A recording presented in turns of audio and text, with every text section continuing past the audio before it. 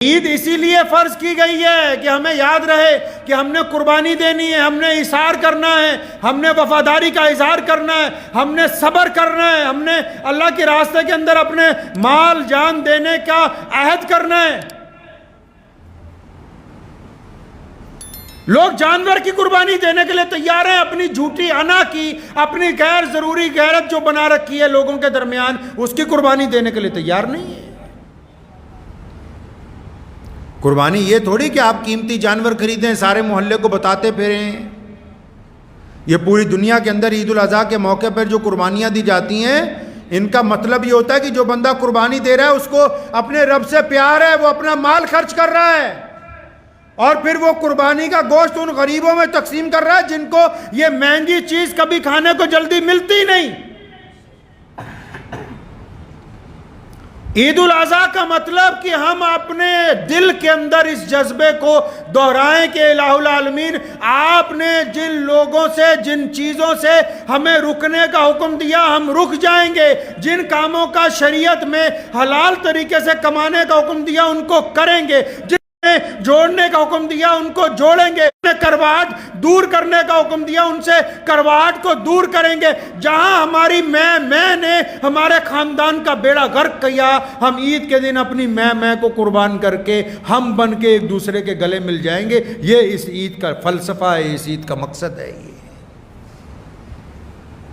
عید الاضحیٰ کا مقصد یہی ہے کہ ان میں صبر کا مادہ پیدا ہو، اظہار کا مادہ پیدا ہو۔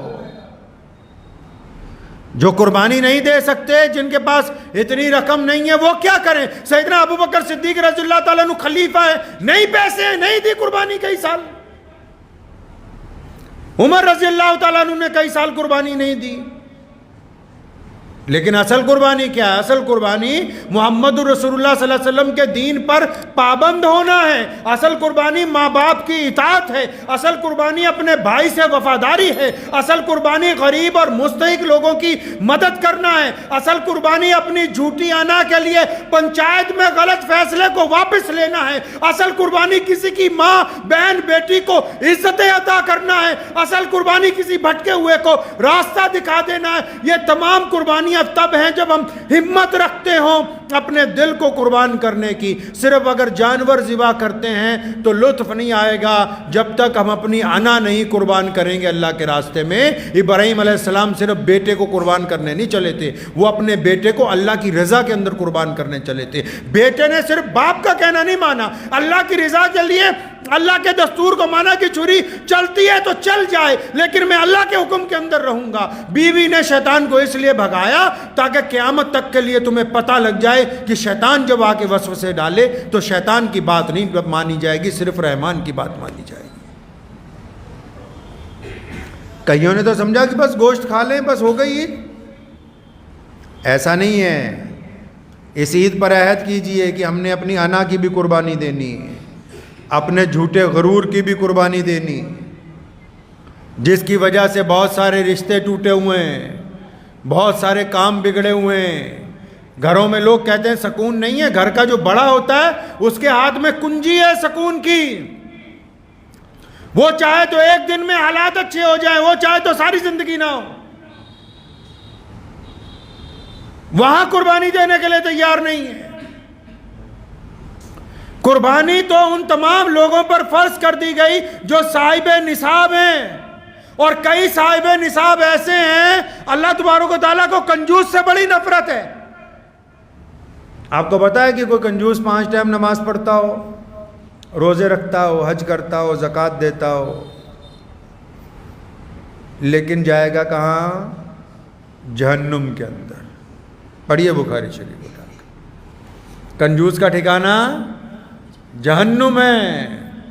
اگر کوئی غریب آدمی اپنے 100 روپے میں سے بھی 10 روپے صدقہ کر دیتا ہے اس کا ٹھکانہ جنت ہے، لیکن کنجوس آدمی چاہے وہ متقی پرہیزگار کیوں نہ بن جائے، اللہ تبارک و تعالیٰ کے اندر بھی کنجوسی کرتے ہوں، رشتوں کے اندر بھی کنجوسی کرتے ہوں، اور سوچتے ہو ہم نے بہت کچھ بچا لیا، بچایا کچھ نہیں، تم نے سب کچھ کھو دیا۔ یقین مانو جب بچہ پیدا ہوتا ہے تو کچھ لے کے نہیں آتا، اور جب مرتا ہے تو کچھ قرضیں۔ تو ہمارے یہاں نیا دھندا نکل آیا آج کل، وہ کہتے ہیں کوئی بڑے جانور میں قربانی کا حصہ ڈال دو، جس طرح تراویوں میں بھی شروع ہوا نا بھائی، کوئی حافظ ریل پکڑ لو، بس 3 دن میں نپٹا لو۔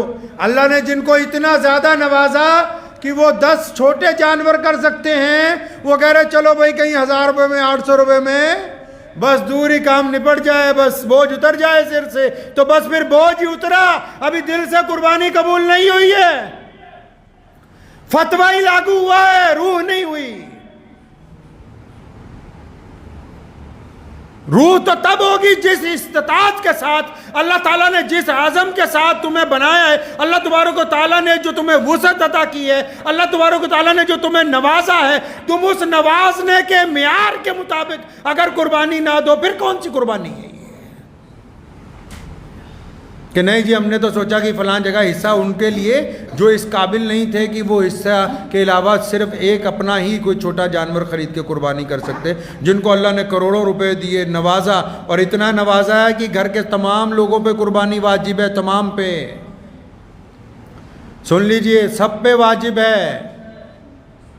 وہ سوچے نہیں کہ بس ایک ہی کر دیں، یا کچھ 100 کلومیٹر کے بعد کسی کو پیسے بھیج دیتے ہیں وہاں پر قربانی کر دے، ہمارا 50,000 لاکھ روپے بچا دے، وہ تم نے بچا کے کوئی کمال نہیں کر لیا ہے۔ اگر دل مطمئن ہے تو کیجئے۔ ہر بندہ اپنی ظاہری حالت کو بھی جانتا ہے، باطنی حالت کو بھی جانتا ہے، ہر بندے کو پتا ہے اس کی مالی حیثیت بھی کیسی ہے۔ اگر آپ کا دل حصہ دے کے مطمئن ہے کہ واقعی میرے پاس اور اتنے پیسے نہیں تھے کہ میں اپنے ہی گھر میں قربانی کرتا چھوٹے جانور کی لا کے، اور اب میں بالکل اس پہ مطمئن ہوں، تو پھر تو ٹھیک ہے۔ لیکن اگر آپ یہ سمجھتے ہیں کہ ہاں میں نے فرض ادا کر لیا، اتنے پیسے بچ گئے، دل کے اندر چور موجود ہے، تو قربانی میں بھی ہیرا پھیری ہے، یہ کی کیا کرتا جاتا ہے۔ بلے شاہ نے کہا نا کہ نماز بھی نیتی جانا ہے، ٹھگی بھی کیتی جانا ہے، آ کیتی جانا ہے۔ تو نیتوں کے اوپر قربانی نیتوں پہ ہے۔ اللہ تبارک و تعالیٰ کو ضرورت نہیں کہ اسماعیل علیہ السلام کی گردن پر چھری چلے، اللہ تبارک و تعالیٰ کو یہ بھی ضرورت نہیں کہ ابراہیم علیہ السلام کی نیت کو جانچا جائے، ایسا نہیں ہے۔ اللہ نے قیامت تک کے لیے آنے والے مسلمانوں کو دکھانے کے لیے کہ دیکھو جب میں نے اپنے نبی کو خواب میں حکم دیا تو یہ دیکھو کہ جو میرا بندہ ہوتا ہے وہ میرے لیے کس حد تک جا سکتا ہے، اس لیے یہ قربانی کا فلسفہ ہمارے سامنے رکھا ہے۔ یہ کس نے کہا کہ صرف جانور ذبح کرنے کے ساتھ قربانی ہو جائے گی؟ قربانی کو زندگی کے ہر معیار پر لانا ہوگا۔ حدیث پاک میں آتا ہے نا، جو چیز اپنے لیے بہتر سمجھو وہی اپنے بھائی کے لیے بہتر سمجھو۔ دسترخوان پہ بھی اگر بیٹھیں تو آپ کو 2 روٹیوں میں اگر ایسا لگتا ہے کہ ایک زیادہ بہتر ہے، زیادہ گرم ہے، یہ میرے حصے میں آ جائے، تو شریعت کہتی ہے کہ وہ اسی دسترخوان پہ بیٹھے ہوئے اپنے بھائی کو دیں، تاکہ پھر پتہ لگے کہ آپ میں جذبہ ہے قربانی کا۔ جن چیزوں کو آپ اپنے لیے بہتر سمجھتے ہیں ان کو اپنوں کے لیے بہتر سمجھیں۔ جس آنے والے نقصان کے متعلق خود خبردار ہونا چاہتے ہیں، اپنے پڑوسی کو بھی اس سے خبردار کریں۔ دوسروں کی تباہی پر خوش ہونے کی بجائے ان کو خبردار کر کے خود بھی ان کا ساتھ دیں۔ یہ فلسفہ ہے عید الاضحیٰ کا۔ اللہ تبارک و تعالیٰ نے یہ فلسفہ ہمیں عطا فرمایا ہے اس عید کے موقع پر، اور بے انتہا اللہ نے جن کو نوازا ہے ان کو چاہیے کہ اپنا مال اس عید کے روز پوری فراخ دلی کے ساتھ خرچ کریں۔ جن کو اللہ نے خوب دیا ہے سستے جانور نہ ڈھونڈیں۔